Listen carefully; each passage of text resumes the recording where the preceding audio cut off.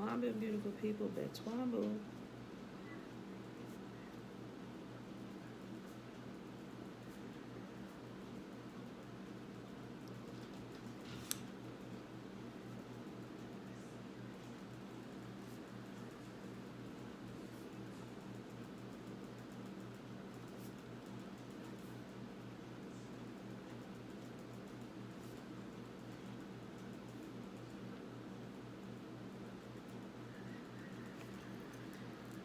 Betwabu, Betwabu, Sieme, Sawubona. I see you, house of the Father. I see you. All right, beautiful people. Today is May 28th, 2020, day 158. Y'all, I am having a time this morning. Had pulled myself together, taking a little bit of extra time. Good gracious, y'all. With everything that's going on, it is hard. So I may have to take a few deep breaths and stuff to pull myself through. Sawubona, yaya, sawubona. So, all right, y'all. I don't think I will be able to talk about it without tearing up and getting angry. So, we are going to start our reading for today. We are reading Judith 4, 5, and 6. Give me a second, y'all.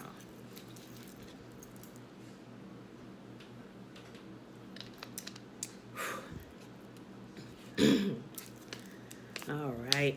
All right, y'all. Today's reading don't make it any better with what's going on because what they're crying out for. So, okay. Because the same prayer, our people are still praying today.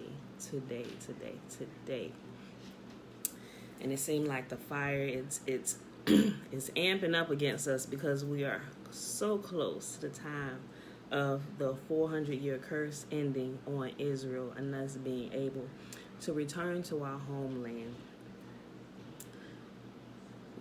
Tiffany said, I read Obadiah this morning. Helped me put it into perspective. Yeah, now I may read it after this, y'all. But, all right, I'm just trying to pull myself together because I feel my voice cracking and stuff, you know. It's real out here because I am a mother of 5 black men and a black husband and a daughter. They don't care now. They're beating our women in the head. I posted a video yesterday. Y'all probably saw it. Same day that they killed, that they were protesting about George Floyd being murdered by the cops. I think they were protesting outside of his house or whatever. I'm not exactly sure if they were outside of the cop's house. But there was a couple there was a bunch of people there, but the cops were angry because she tried to record him. You know, so he went off on her, grabbed her. He was beating her in the head when her husband jumped in, tried to help her. I mean, she was fighting back. They tased him. I mean, it is. I'm just like, oh, Father. I don't know what I would do if I was in that position. I would definitely fight back. I know, you know, but thinking about it all and obviously trying to put it in perspective, like, what if I was out with my entire family? Like, if I fight back, would that increase the chance that my whole family, all my children, my husband, and myself will be killed? You know, so now do we, like, stop and not fight back for fear that you may kill more than me? You may kill all my children, too? You know, so all those things go through my mind.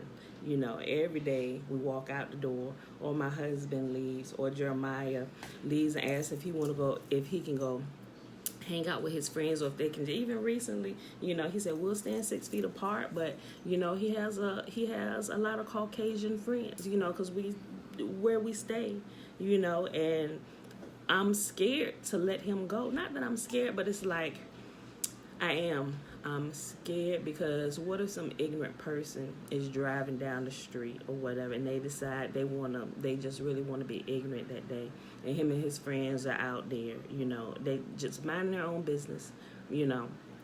So all these things constantly go through my head nowadays. So, okay, y'all. Let me start this reading. So, oh, but something that I will probably post for those who want to join in. I used to do this a couple years ago. I didn't post it on our personal page, but on my 90-day Bible reading plan challenge page that I post. I still post it every day. I upload these videos there too. I used to do all-nighter prayers every Friday night. I did it probably for about 6 months. Every Friday. Alicia joined in with me and a couple other people. But I did all-nighter prayers like every Friday, and we started at midnight all the way to 6 in the morning. We just prayed. Everybody prayed at their own homes, obviously. But what I did at midnight, I did like a video. Hey, we're starting. Here prayer points. So anybody that had prayer requests that they would send or whatever, we'll pray for this. And we had like a main topic that we were focusing on, and every hour on the hour, like at midnight, and at 1 a.m. and 2 a.m. and 3 a.m. and 4 a.m. and 5 a.m. and 6 a.m. I would come in and I'd be update, hey, just checking on everybody. Y'all still woke? Y'all still praying? Might need to get you some drink, some coffee, walk around, hang in there. We almost done. I had really been considering going back to that. And putting that out there for those who wanted to join in, so at least there's a group of us. Because I think about it. I think about Esther, and I think about Judith, and I think about Susanna, and I think about Deborah, and I think about all the women in here.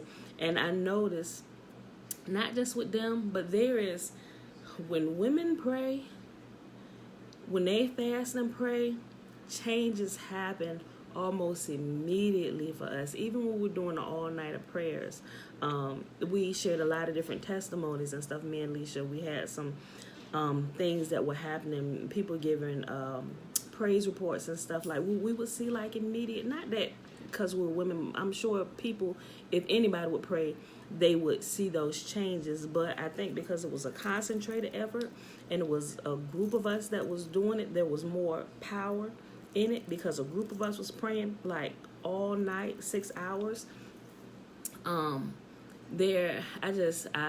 really feel like I want to do that. And not only that, and I think I want the total focus for these prayers is to be for our people and those who love our people, that y'all would deliver us from the wickedness in this land and all the injustices that are being done to our people and those who try to help us. I think I want that to be the focus of our prayers until we see change. Like, I'm not even giving like, you know what, I probably will put a date on it, simply because we're at the end of this, the 400 years, so maybe I'll put a time stamp on it just to give people outlook. Okay, we're going to do this all the way up until August the 20th, 2020. Every Friday, midnight to 6 a.m. we're going to do this. I think that's what I'm going to do. But also what I'm going to do as well, I'm going to pull out the prayers that Esther prayed, the prayers that Judith prayed, the prayer that Susanna prayed. I'm going to pull out Daniel's prayer. I'm going to pull out Ezra's prayer. I'm going to pull out Azariah's prayer, one of the 3 Hebrew boys. And I'm going to take all those and I'm going to also share those so we can pray like they prayed, where Yah gave them results. So you can pray in whatever you want to pray in your prayer language, pray in tongues, pray English, for whatever you want to add to it. But I would like to pray their prayers and apply them to us today. So that's what I'm going to do. So for like this next few days, I'm going to pull out all of their prayers, and I think I'm going to put it in like a one PDF format, and the prayer of Ezra, the prayer of Ezra, the prayer of Judith, the prayer of Esther, and all that. So that way, people don't know what to pray for those times or whatever. They can just simply read the prayers of the prophets and change your names and put it today. If you want to call out people's name today and their families, people who are suffering or whatever. I mean, we're what? We can lose 6 hours of sleep. The people, our people, they're taking the big sleep. We can wake up and pray for them, their families, and our people for 6 hours, so nobody else takes that big sleep until Yah ordains it. We can do that. We can really do that. So, but also, and I was also thinking about because I'm up most of the time anyway. Not that for anybody who wants to. Maybe I put out there that I'm praying at 4 a.m. in the morning too, so anybody, so they know somebody's praying at this time normally. Until I come on, I'm normally praying, so anybody want to join in, like it's more power in numbers and people praying for the same thing, being on one accord, So, all right, y'all. I think I'm good to read now, so I was just trying to pull myself together so my voice is not cracking while I'm reading this. All right, so Judith chapter 4. All right. Now the children of Israel that dwelt in Judah heard all that Holofernes, the chief captain of Nebuchadnezzar, king of Ashur, had done to the nations, and after what manner he had spoiled all their temples and brought them to naught. Therefore they were exceedingly afraid of him, and they were troubled for Jerusalem and for the temple of Yahuwah Elohim. For they were newly returned from the captivity, and all the people of Judah were lately gathered together, and the vessels and the altar and the house were sanctified after the profanation. Therefore, they sent into all the coasts of Shamaron and the villages, and to Bet Sharon and Belman and Jericho and Choba and Esora and the valley of Shalem, and possessed themselves beforehand of all the tops of the high mountains, and fortified the villages that were in them, and laid up victuals for the provision of war, for their fields were of late wheat. Also Jerusalem, the high priest, which was in those days in Jerusalem, wrote to them that dwelt in Bet-Ula and Beto-Mesathaim, which is over against Jezreel, toward the open country near to Dothaim, charging them to keep the passages of the hill country, for by them there was an entrance into Judah, and it was easy to stop them that would come up, because the passage was straight for 2 men at the most. And the children of Israel did as Jehoiakim the high priest had commanded them, with the ancients of all the people of Israel, which dwelt at Jerusalem. Then every man of Israel cried to Elohim with great fervency, and with great vehemency did they humble their souls, both they and their women and their children and their cattle, and every stranger and hireling and their servants bought with money put sackcloth upon their loins. Thus every man and woman and the little children and the inhabitants of Jerusalem fell before the temple, and cast ashes upon their heads, and spread out their sackcloth before the face of Yahuwah. Also they put sackcloth about the altar, and cried to the Elohim of Israel, all with one consent earnestly. Look at that. All with one consent earnestly, that he would not give their children for a prey, and their women for a spoil, and the cities of the inheritance to destruction, and the sanctuary to profanation and reproach, and for the nation to rejoice at. So Elohim heard their prayers and looked upon their afflictions, for the people fasted many days in all of Judah and Jerusalem before the sanctuary of Yahuwah Sebawoti. And Jehoiakim the high priest, and all the priests that stood before Adonai, and they which ministered unto Adonai, had their loins girt with sackcloth, and offered the daily burnt offerings with the vows and free gifts of the people, and had ashes on their turbans, and cried unto Adonai with all their power, that he would look upon the house of Israel graciously. Chapter 5, y'all. All right, my tears almost caught me. Hold on, let me take a couple breaths. Then we just talk about that, and I didn't even remember that part was there, but we were just talking about that before I started reading, okay? All right. Chapter 5, Judith. Then it was declared to Holofernes, the chief captain of the army of Ashur, that the children of Israel had prepared for war, and had shut up the passages of the hill country, and had fortified all the tops of the high hills, and laid the impediments in the Champagne countries, wherewith he was very angry, and called all the princes of Moab, and the captains of Ammon, and all the governors of the seacoast. And he said unto them, Tell me now, ye sons of Canaan, who this people is that dwells in the hill country, and what are the cities that they inhabit, and what is the multitude of their army, and wherein is their power and strength, and what king is set over them, or captain of their army, and why have they determined not to come and meet me more than all the inhabitants of the west?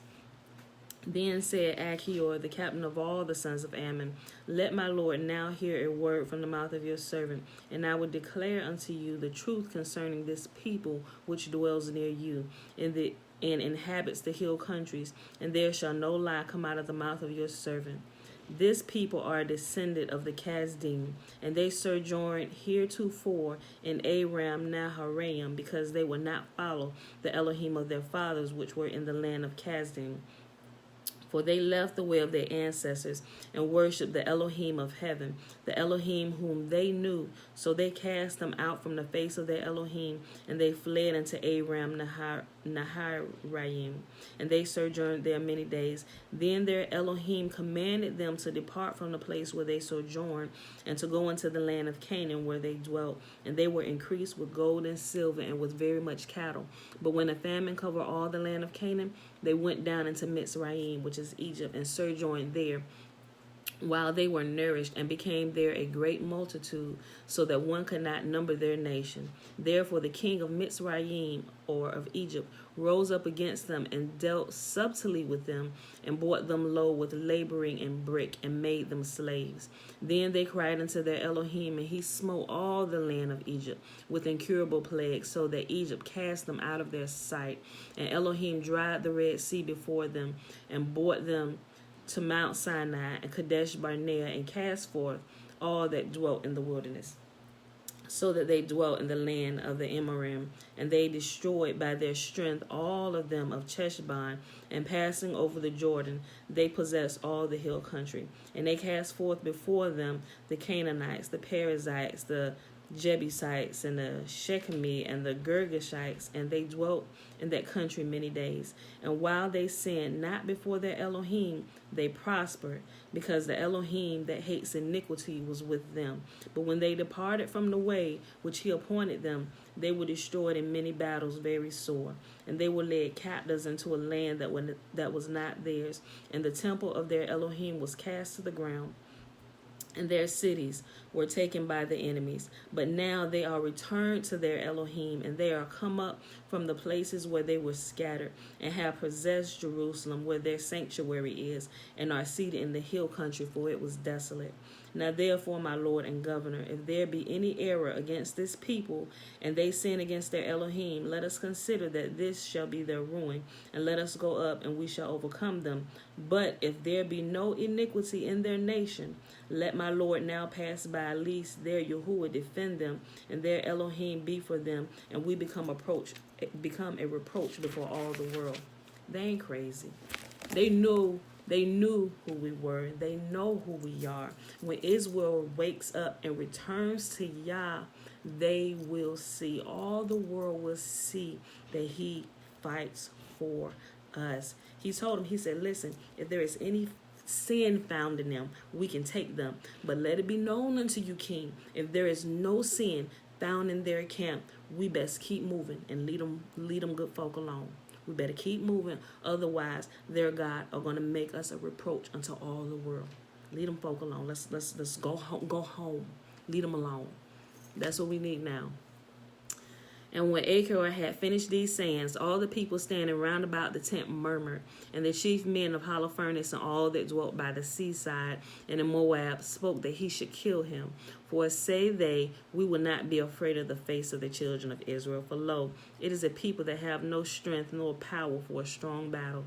Now therefore, Lord Holofernes, we will go up, and they shall be a prey to be devoured of all your army. Last chapter for the day, y'all. Chapter 6.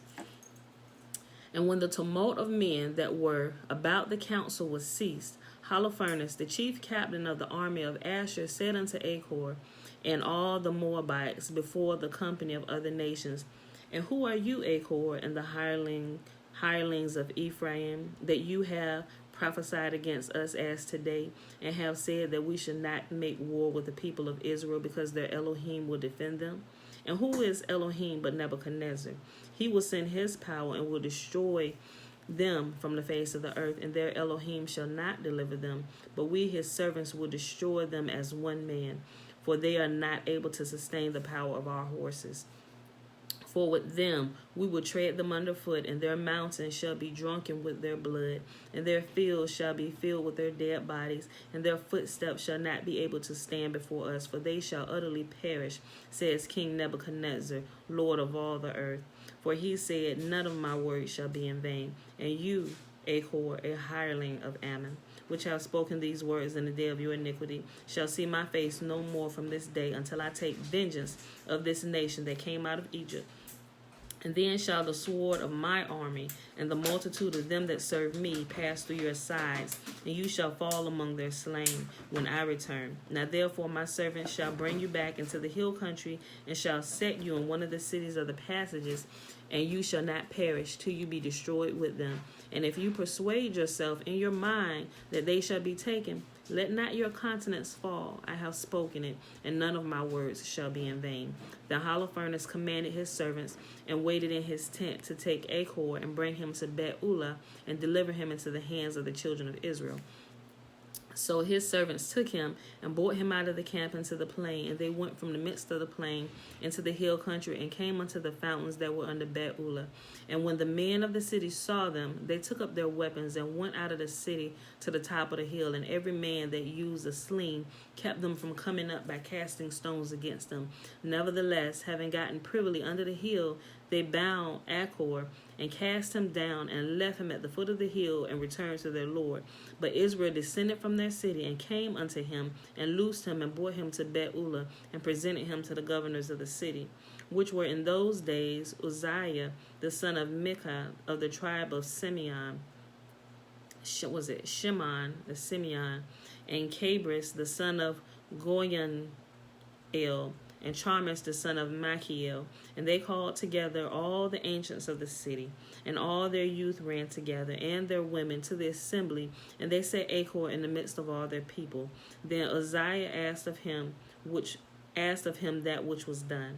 And he answered and declared unto them the words of the council of Holofernes, and all the words that he had spoken in the midst of the princes of Asher, and whatsoever Holofernes had spoken proudly against the house of Israel.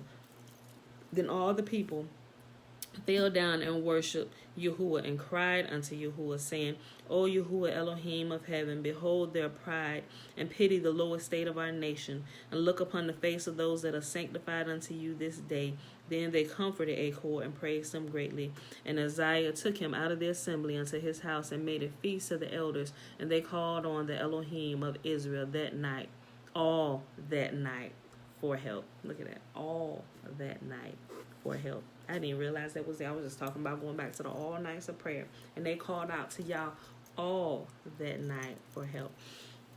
All right, beautiful people. That was our reading for today. Judith 4, 5, and 6. It comes right after Esther and should have been added in the original canonized books of the Bible. But it wasn't. They separated it, but it's here. We got it now. We see what it is. All right, y'all. So tomorrow we will start with chapter 7, and in chapter 8, Judith comes on the scene, and then we start seeing the action take place. All right, y'all. I hope y'all enjoyed the reading for today. It is Thursday, May the 28th, 2020, day 158. My people, be safe, be careful, use wisdom, begin to pray and fast and call out to Yah for justice in this land for our people and those who love us. All right, we need to get these wicked people out of office, people who are helping the cops and other people do wicked things and get away with it. They gotta go. My prayer now is not that they will be put in jail. You take a life, your life needs to go. Life for life. Matter of fact, that was a judgment of Yah. That's how you cleanse the land. Like all this rioting and stuff that happened last night, that would not have happened had they given up them 4 police officers who killed George Floyd. They should have not just fired them, but they should have fired them and immediately detained them until the court cases. We know they're going to send them through trial and everything. But I believe in the death penalty, because if you take a life, you should die. You shouldn't get to live and continue to eat and think about what you did. No, you didn't. You should have thought about that. You should have thought about your life, had care for your life and your family before you decided not to care for somebody else's life. Somebody's life you took mercilessly, like you had multiple chances to get up off of his neck. And your goons stood around and let it happen. Like they blocked the people off while you stood there and suffocated the life out of another one of the sons of Israel. Y'all got to go. All 4 of you. All right. So I'm going to stop right there because I feel myself getting heated and my blood is boiling. And I'm going to go ahead and close this with the prayer. The blessing found in Numbers chapter 6, verses 22 through 27. And Yahuwah spake unto Moses, saying, Speak unto Aaron and unto his sons, and saying, On this wise ye shall bless the children of Israel, saying unto them, May Yahuwah bless us and keep us. May Yahuwah make his face shine upon us and be gracious unto us. May Yahuwah lift up his countenance upon us and give us his peace. And they shall put my name upon the children of Israel, and I will bless them. And let me bring up a point.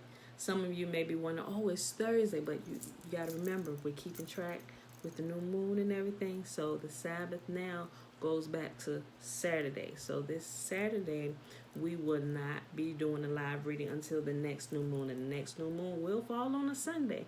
Then the Sabbath count restarts, and then all the Sabbaths for next month fall on Sunday. So that's why we're here today. All right, y'all. I love y'all, and I'll see y'all bright and early in the morning. Peace.